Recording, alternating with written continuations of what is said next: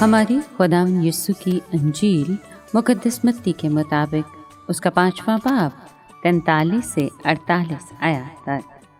ایک دن یسوع نے اپنے شاگردوں سے کہا، تم سن چکے ہو کہ کہا گیا تھا اپنے ہمسائے کو پیار کر اور اپنے دشمن سے کینہ رکھ۔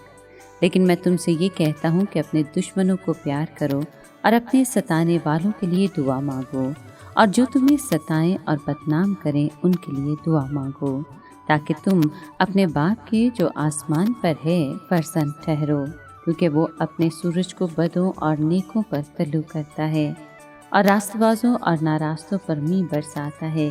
کیونکہ اگر تم انہی کو پیار کرو جو تمہیں پیار کرتے ہیں تو تمہارے لیے کیا اجر ہے؟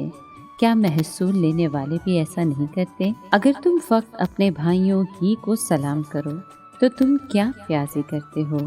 کیا غیر قوموں کے لوگ بھی ایسا نہیں کرتے؟ اس واسطے تم کامل بنو جیسا تمہارا آسمانی باپ کامل ہے۔ پاک کلام کے پڑھے اور سنے جانے پر خداوند کی برکت ہو، خدا کا شکر ہو۔ عزیز دوستو، ہمارا خداوند اپنی بادشاہی میں ایک اعلیٰ تر اور ارفع تر راست بازی کا مطالبہ کرتا ہے۔ شریعت نے اسرائیلیوں کو یہ تعلیم دی تھی کہ اپنے ہمسائے سے اپنی مانند محبت کرنا، اگرچہ ان کو وضاحت کے ساتھ یہ حکم کبھی نہیں دیا گیا تھا کہ اپنے دشمن سے عداوت رکھنا، لیکن ان کے عقائد کی تعلیمات کے پیچھے یہی روح کار فرما تھی۔ یہ رویہ خدا کے لوگوں کو ستانے والوں کے بارے میں ایک خاص خلاصہ پیش کرتا ہے۔ یہ خدا کے دشمنوں سے راست دشمنی کا رویہ تھا، لیکن اب یسوع اعلان کرتا ہے کہ ہم اپنے دشمنوں سے محبت رکھیں اور اپنے ستانے والوں کے لیے دعا کریں۔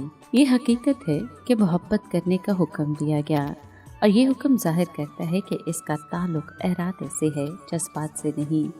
اس سے مراد طبعی لگاؤ یا چاہت بھی نہیں، کیونکہ جو ہم کو نقصان پہنچاتے یا ہم سے نفرت کرتے ہیں ان سے محبت کرنا فطری بات نہیں ہوتی۔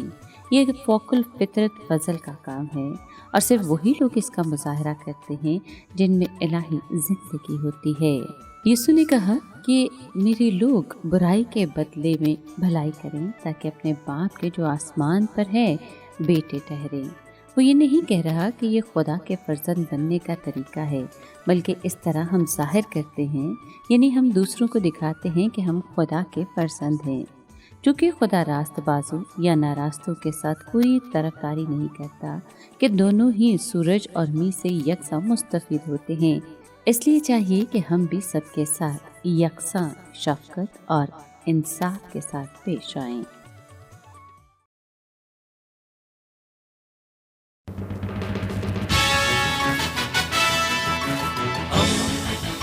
دوستی کا پیمبر، ریڈیو ویریتاس ایشیا۔